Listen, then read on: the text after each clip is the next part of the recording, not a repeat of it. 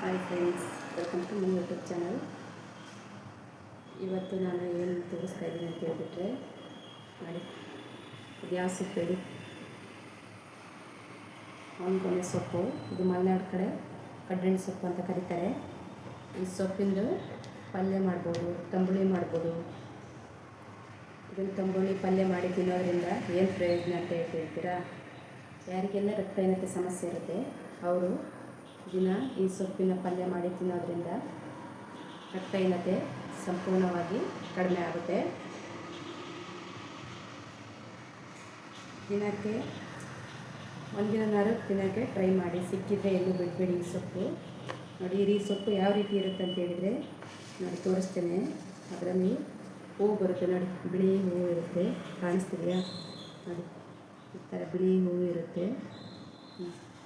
ಈ ಹೂವೆಲ್ಲ ತೆಗೆದ್ಬಿಟ್ಟು ಹುಳಾಗಿರೋದು ಎಲೆ ಎಲ್ಲ ತೆಗೆದ್ಬಿಟ್ಟು ನೀಟಾಗಿ ಕ್ಲೀನ್ ಮಾಡಿ ಈ ಸೊಪ್ಪನ್ನು ಸಣ್ಣದಾಗಿ ಹೆಚ್ಚಿಬಿಟ್ಟು ಪಲ್ಯ ಮಾಡಿ ತಿನ್ನೋದ್ರಿಂದ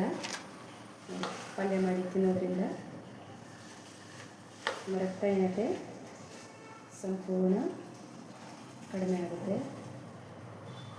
ಯಾರಿಗೀಗ ಪೀರಿಯಡ್ಸ್ ಟೈಮಲ್ಲಿ ತುಂಬ ಬ್ಲೀಡಿಂಗ್ ಆಗುತ್ತೆ ಅಂಥವರಿಗೆ ಇದು ತಿನ್ನೋದ್ರಿಂದ ರಕ್ತ ಬೇಗ ಇಂಪ್ರೂವ್ ಆಗುತ್ತೆ, ಹಿಮೋಗ್ಲೋಬಿನ್ ಲೆವೆಲ್ಲು ಬೇಗ ಇಂಪ್ರೂವ್ ಆಗುತ್ತೆ.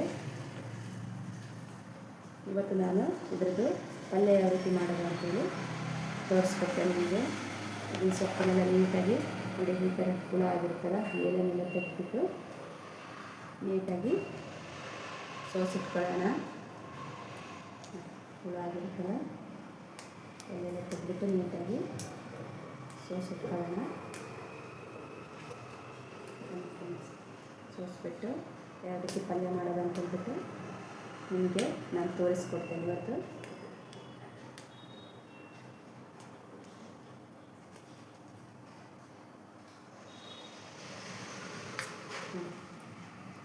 ಎಷ್ಟು ಚೆನ್ನಾಗಿ ಸೋಸ್ಬೇಕು ನೋಡಿ ಫ್ರೆಂಡ್ಸ್.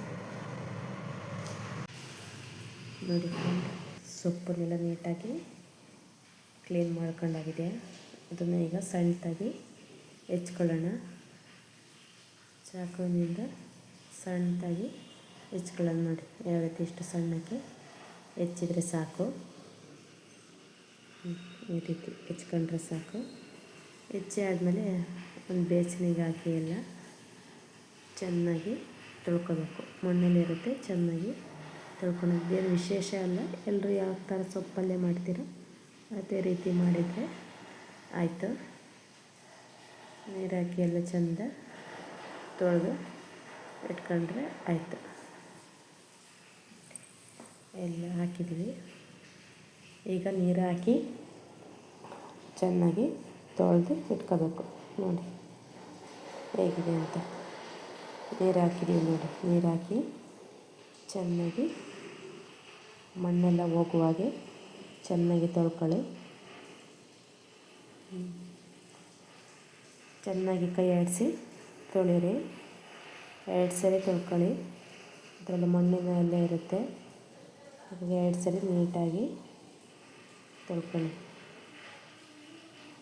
ಈಗ ತೊಳೆದಾಗಿದೆ. ತೊಳೆದು ಒಂದು ಸೊಪ್ಪನ್ನು ಬೇಸಿಗೆಯಲ್ಲಿ ಎತ್ತಿಟ್ಕೊಂಡು ಒಂದು ಬಾಣಲೆ ಇಟ್ಕೊಳ್ಳೋಣ ಗ್ಯಾಸ್ ಮೇಲೆ. ಅದಕ್ಕೆ ಒಂದು 2-3 ಸ್ಪೂನು ಆಯಿಲ್ ಹಾಕ್ಕೊಳ್ಳೋಣ.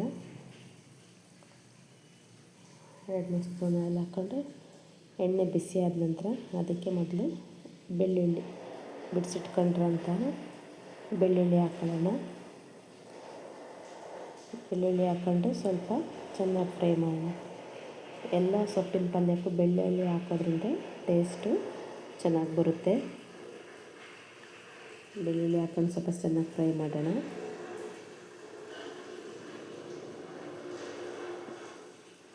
ಸ್ವಲ್ಪ ಚೆನ್ನಾಗಿ ಹಾಗೆ ಕೈ ಆಡಿಸೋಣ. ಆನಂತರ ಅದಕ್ಕೆ ಒಂದು ಈರುಳ್ಳಿ ಸೇರಿಸ್ಕೊಳ್ಳೋಣ. ಈರುಳ್ಳಿನೂ ಸಹ ಹಾಗೆ ಚೆನ್ನಾಗಿ ಫ್ರೈ ಮಾಡ್ಕೊಳ್ಳೋಣ. ಈರುಳ್ಳಿ ಸ್ವಲ್ಪ ಹಾಗೆ ಚೆನ್ನಾಗಿ ಫ್ರೈ ಮಾಡಿಕೊಂಡು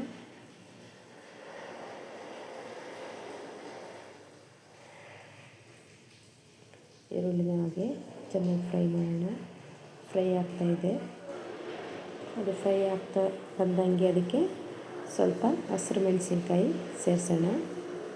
ಖಾರಕ್ಕೆ ಅನುಸಾರವಾಗಿ ಹಸಿರು ಮೆಣಸಿನ್ಕಾಯಿ ಹಾಕ್ಕೊಳ್ಳಿ. ಖಾರ ಜಾಸ್ತಿ ಬೇಕಂದರೆ 2 ಎಕ್ಸ್ಟ್ರಾ ಹಾಕ್ಕೊಳ್ಳಿ. ಚೆನ್ನಾಗಿ ಫ್ರೈ ಮಾಡಿ ಆದಮೇಲೆ ಅದಕ್ಕೆ ಹಾಗೆ ಒಂದು ಟೊಮೊಟೊ ಸಣ್ಣಗೆ ಹೆಚ್ಚಿರೋವಂಥ ಒಂದು ಟೊಮೊಟೊ ಸೇರಿಸ್ಕೊಳ್ಳಿ. ಚೆನ್ನಾಗಿ ಫ್ರೈ ಮಾಡಿ ಅದನ್ನು ಸಹ.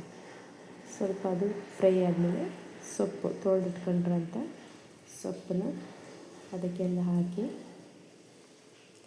ಒಂದು ಸ್ವಲ್ಪ ನೀರೇನು ಹಾಕೋದು ಬೇಡ. ಸೊಪ್ಪು ಹಾಗೆ ಬೇಗ ಬೆಂದುಬಿಡುತ್ತೆ. ಅದರಲ್ಲೇ ನೀರಿನ ಅಂಶ ಇರುತ್ತೆ ಸೊಪ್ಪಲ್ಲಿ, ಹಾಗಾಗಿ ಅದು ಅದರಲ್ಲೇ ಬೆಂದುಬಿಡುತ್ತೆ. ನೋಡಿ ಚೆನ್ನಾಗಿ ಹಾಕಿ ಕೈ ಆಡಿಸಿ ಸ್ವಲ್ಪ ಹಾಗೆ ಸೌಟಲ್ಲಿ ಹಾಗೆ ಮುಚ್ಚಾಡಿ. ತಿರ್ಸಿದ್ಮೇಲೆ ಅದಕ್ಕೊಂದು ಲೆಡ್ ಮುಚ್ಚಿಬಿಟ್ಟು ಸ್ವಲ್ಪ ಉಪ್ಪು ಸೇರಿಸಿ ಲೆಡ್ ಮುಚ್ಚಿ ಬೇಯಲಿಕ್ಕೆ ಬಿಡಿ. ಹಾಗೆ ಚೆಂದ ಫ್ರೈ ಆಗಿ ಬೇಯಲಿಕ್ಕೆ ಬಿಡಿ. ಚೆಂದ ಬೆಂದಾದ್ಮೇಲೆ ಅದಕ್ಕೆ ಸ್ವಲ್ಪ ಕಾಯಿ ತುರಿ ಸೇರಿಸಿ. ನೋಡಿ ಸ್ವಲ್ಪ ಕಾಯಿ ತುರಿ ಸೇರಿಸಿದರೆ ಇನ್ನೂ ಟೇಸ್ಟು ಚೆನ್ನಾಗಾಗುತ್ತೆ.